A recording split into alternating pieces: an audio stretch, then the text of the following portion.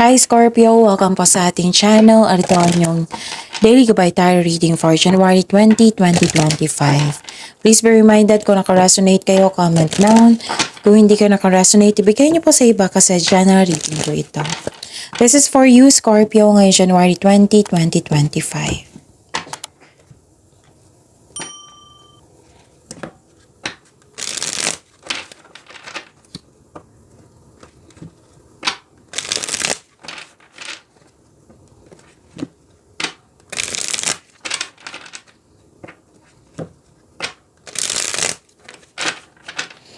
Para po ito sa inyo Scorpio ngayong January 20, 2025.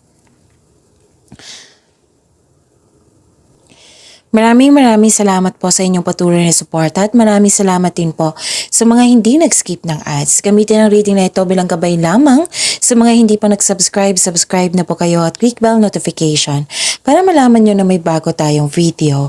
Para sa mga gustong magpa-reading po, may lumabas dyan sa screen nyo ngayon. Panoorin nyo po at sundin ng instruction. Spirits Guide, mga ganap po para kay Scorpio ngayong January 20, 2025. I need 2 cards po.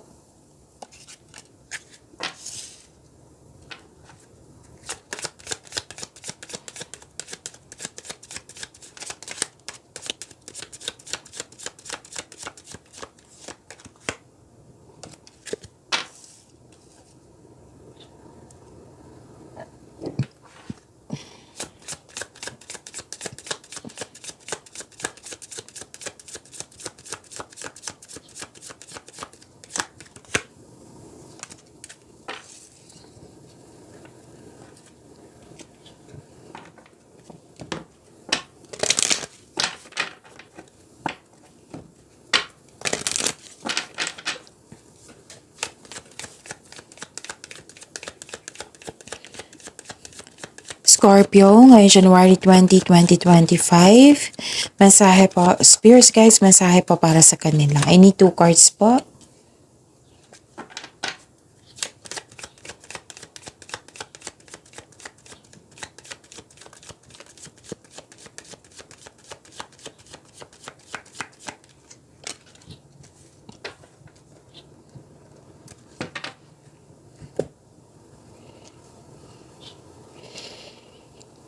Okay. Ngayong January 20, 2025.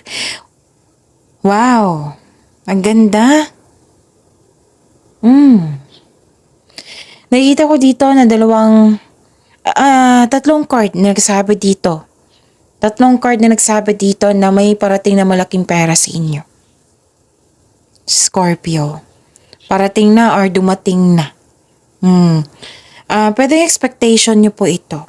Kasi may nakita ko ditong dumating or parating na malaking pera, tatlong card na nagsabi. So, claim nyo to ha.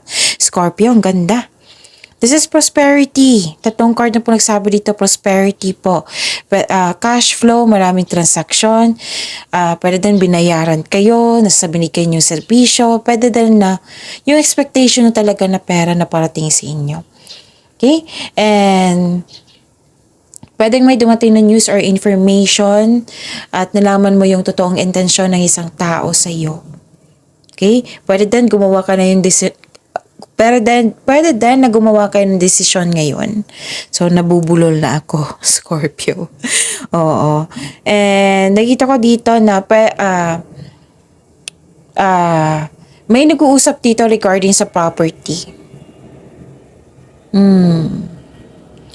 May nag-uusap dito regarding sa property. May nag-uusap din dito na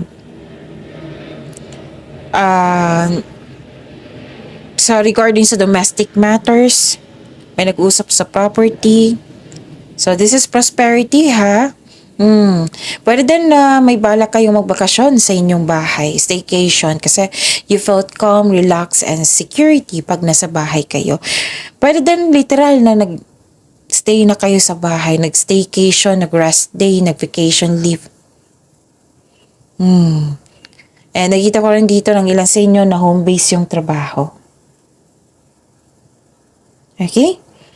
So yun, pwede din opportunity na magbibigay sa ng financial stability. Basta nakita ko dito yung expansion mo. Scorpio, ang ganda. So, this is multiplying. So, malaking pera to na parating sa inyo. Okay? This is richness. This is success in money. So, tatlong card na nagsabi niyan na claim nyo to, Scorpio, and you deserve this. Kasi masipag kayo. Okay. So, ang mensahe po dito, step out of your comfort zone. Wow, na-amaze talaga ako sa tatlong card. Oo, prosperity ang ganda. And you deserve this, Scorpio. Step out from your comfort zone kasi sa labas ng comfort zone may success. Wala pong success sa loob ng comfort zone. And may tanong ang cards nyo po dito, Scorpio. What do you need to release? Ano yung dapat i-release mo? Example, yung old emotions. Spirit's Guide. Ano po yung energy ni Scorpio ngayon January 20, 2025?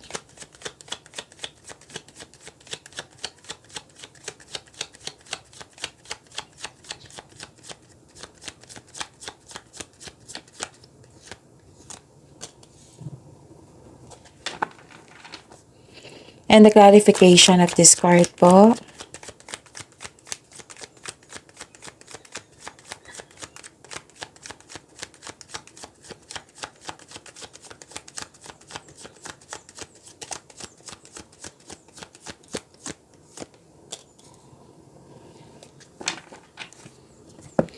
Scorpio.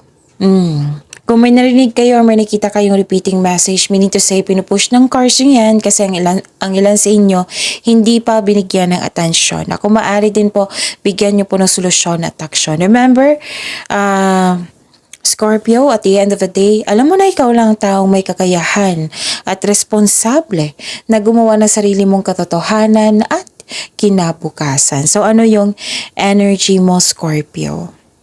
Alagaan niyo po yung sarili niyo. Sabi ng card niyo po dito, Scorpio. Huwag po daw kayong magpabaya.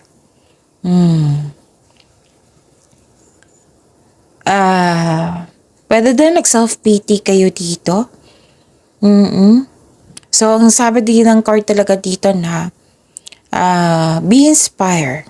Be inspired tapos alagaan ng sarili. Love yourself more. Okay? Huwag magpabaya. At nakikita ko rin dito na nagkaroon po ng pwedeng may disconnection sa isang tao or hindi okay yung connection mo sa isang tao. Pwede din hindi okay yung health mo ngayon or hindi ka masaya or yun nga, yung nagkaroon ng pwede din may na-miss ka na isang tao na naisip mo siya. Okay? Tapos, pwede din may delay sa travel, delay sa plano.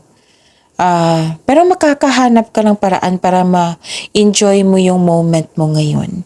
Sabi po ng card dito. Pwede din na-confuse kayo. Okay? Pwede na-confuse kayo. At nakikita ko dito na nagkaroon po ng anong tawag nito?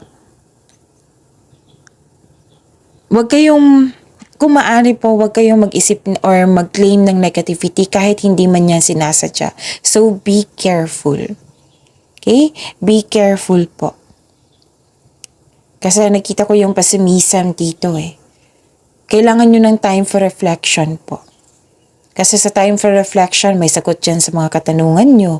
May solusyon sa problema. May pahinga din dyan. May ma-re-energize ka rin. So, kung hindi nyo alam ang process nito, is try to search. I-research nyo sa Google on how to, ano yung process ng time for reflection. Makatulong yan. Lalo na sa pag-stop ng overthinking or overanalyzing. Okay?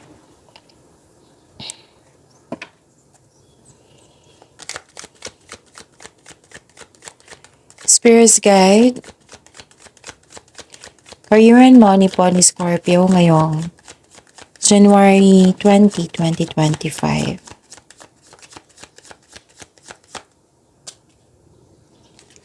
And the clarification of this card po.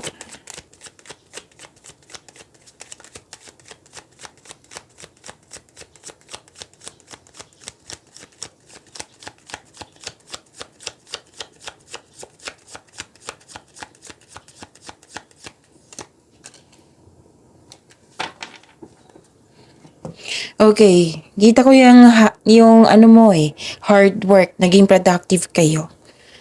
Oo, sa araw na ito, sobrang sipag mo, Scorpio.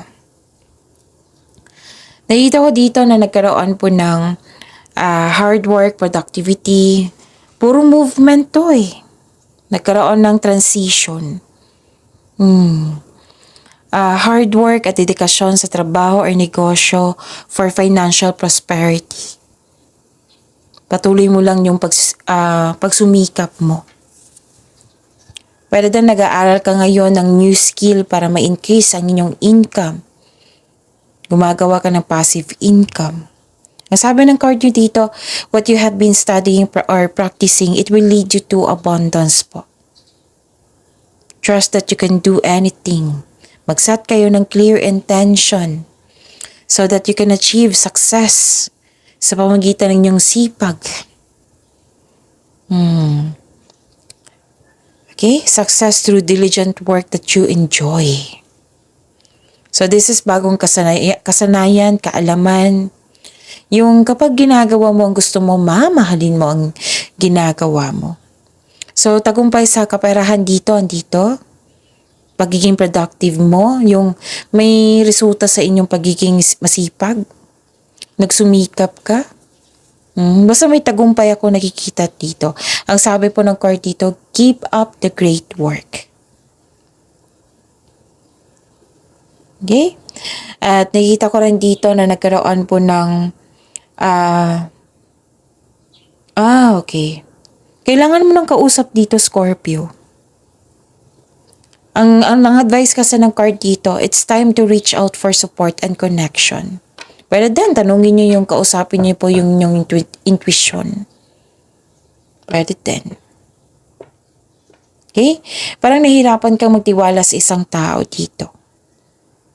Nalungkot ka dito. Dalawang card na po nagsabi dito.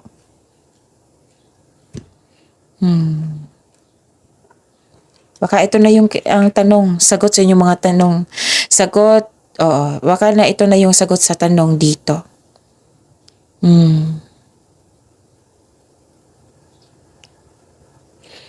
Na, what do you need to release? Okay? Spirits guide. Love, life, self-love, partnership, and romance ni Scorpio ngayong January 20, 2025.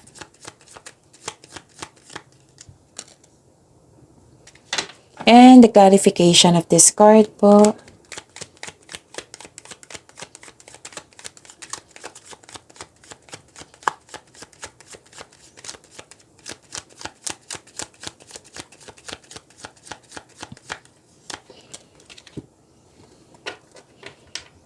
Okay.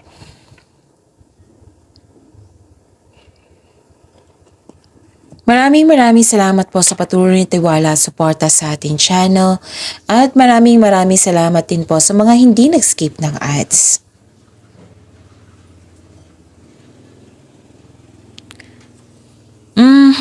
Nalilito ko sa paggawa ng desisyon dito, Scorpio. So nakikita ko talaga dito yung failure connection sa isang tao. Kaya hindi na kayo nag-usap nito, na-miss mo siya, or naalala mo siya, or magkakanap ngayon. Hindi nagkaroon ng balanse sa isang connection sa isang tao. Pwede din na may reklamo ka na masyadong naging dependent yung tao sa iyo. So, to fix the imbalance, look inward to see where you can find the source of this harmony. Okay? Pwede din may nag-promise sa inyo na nag-promise siya sa inyo tapos hindi niya bigay, yung nag-change ang plano or nag-iba yung desisyon niya or nag-promise siya sa iyo pero hindi niya tinupad. May kanyan, may iniisip kang ganyan. So yun, may overcommitment dito, may concern ka sa ganyan, overcommitment. Yun. Ano pa? Nakita ko dito na nagkaroon po ng offer. Emotional offerings.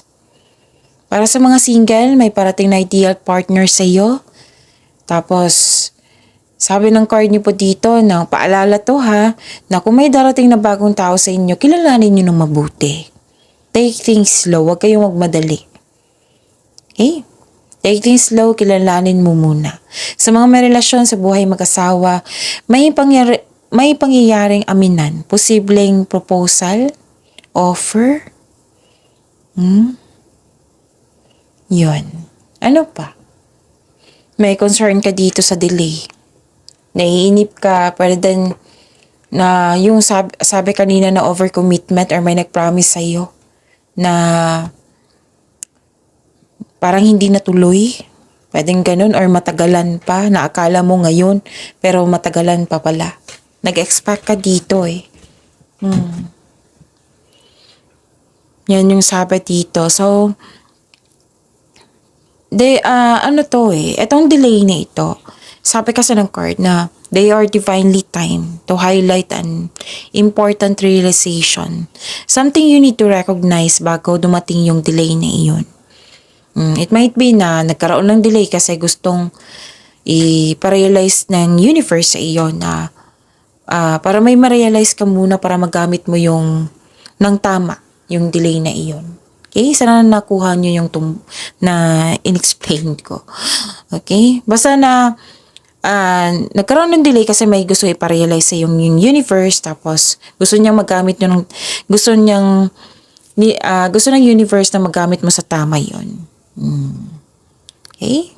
Yan. Sana nakuha nyo. Actually, this is you're slowing down, nagbigay ka ng pasensya. Naunawaan mo yung mga nangyari na kung bakit nagkaroon ng delay. Na instead dapat ngayon, nagkaroon ng delay. Basta may nakita kong ganyan naganap. Basta na-disappoint ka pero naunawaan mo kung bakit nagkaroon ng delay. Okay? So, yun. Nakita ko rin dito na nagkaroon po ng granted yung manifestation mo dito, Scorpio, may parating na blessings po. This is to remind you na this coming opportunity will be used for clear intention. And lahat gagawin para makuha ang gusto. So, you're divinely guided. Please know that, Scorpio, you are divinely guided. With the divine assistance, all things are possible. You can make your imagination real. Ang delay is matutuloy yan, hindi naman yan cancela po. Nararamdaman ko yung disappointment mo, pero naintindihan mo kung bakit nagkaroon ng delay or hindi natuloy. Pero parang na-move lang siya, na-move. Yan yung nakikita ko. Okay? So you can make your imagination real. Lahat to kahit single ka man sa mga relasyon sa buhay mag-asawa, lahat kayo na, anong tawag nito? Nag-manifest ng magandang relasyon. Long-lasting relationship. Ano pa? Nakita ko rin dito na nagkaroon po ng okay. Nagkaroon ng conflict or argument. Parang may i-give up ka. Yun nga. Pero nakita ko dito na maunawaan mo to eh. Okay? Nagkaroon lang ng unpleasant conversation pero nagiging okay naman. Like for example lang po ito ha, na nag-promise yung tao sa'yo na may bibigay siyang gamit sa iyo ngayong buwan na ito. Pero hindi siya natuloy kasi kailangan niyang like for example, hindi busy siya or kailangan niyang magtipid muna bago niya bilhin yon, gano'n. Basta may dahilan. Pero naunawaan mo. Nagkaroon ng sabi mo, ibigay mo ngayon pero hindi pala. Gano'n. Parang may gano'n na reaction. Pero at the end of the day, nakita ko dito naunawaan mo. So yun, pagyamanin niyo po yung blessings sa binigay sa inyo, Scorpio. See you tomorrow. Please like, subscribe, and click the button for notification para updated po kayo sa daily tarot reading natin. Maraming salamat po.